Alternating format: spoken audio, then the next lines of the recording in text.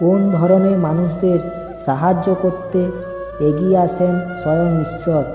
আসুন জেনে নিই শ্রীকৃষ্ণ কী বলেছেন।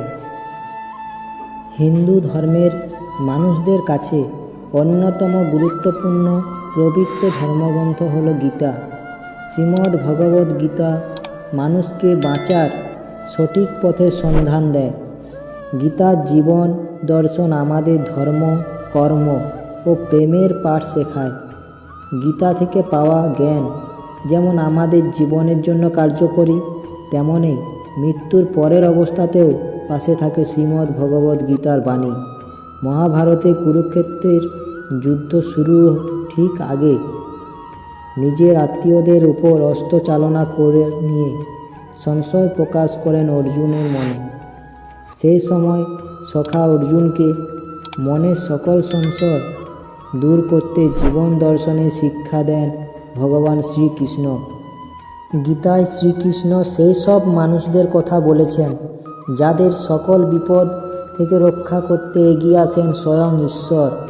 গীতায় বলা আছে, যে সব মানুষ সব সময় ভালো চিন্তা করেন এবং মনের মধ্যে ভালো উদ্দেশ্য রাখেন, ভগবান নিশ্চয়ই কোনো না কোনো রূপ ধরে তাকে সাহায্য করতে আসেন।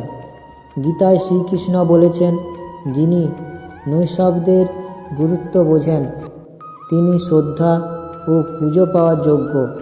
মা হোক বা স্ত্রী হোক বা প্রেমিক হোক বা ঈশ্বর, নৈষ্ঠব্য হলো মহান। গীতায় শ্রীকৃষ্ণ বলেছেন, কর্ম করে যাও, ফলের আশা করো না। তোমার কাজের ফলে জিত হোক বা হার, লাভ হোক বা ক্ষতি, খুশি আসুক বা দুঃখ, তা নিয়ে চিন্তিত না হয়ে নিজের কর্মে মন দেওয়া উচিত। গীতায় বলা হয়েছে, যে ব্যক্তির জীবনে কখনো খারাপ সময় আসেনি সেই ব্যক্তি নিজের আসল শক্তিকেই চেনে না। কারণ দুর্ভাগ্যই একজন মানুষকে ভেতর থেকে শক্তিশালী করে তোলে। আপনি যতই কারো প্রশংসা করুন বা না করুন, কারো অপমান করলে ভেবেচিন্তে করবেন। আপনি কারো ভালো করুন বা না করুন, কারো ক্ষতি কখনোই করবেন না। কারণ অপমান হলো এমন একটি ঋণ যা মানুষ সুযোগ পেলে সুদ সমেত ফেরত দেন।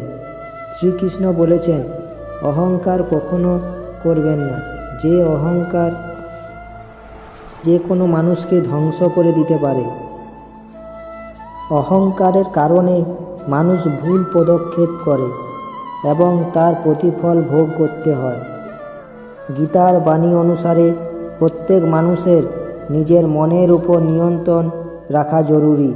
কারণ আমরা যদি নিজেদের মনে নিয়ন্ত্রণ রাখতে না পারি, তখন আমাদের মনে সবচেয়ে বড় শত্রু হয়ে থাকবে।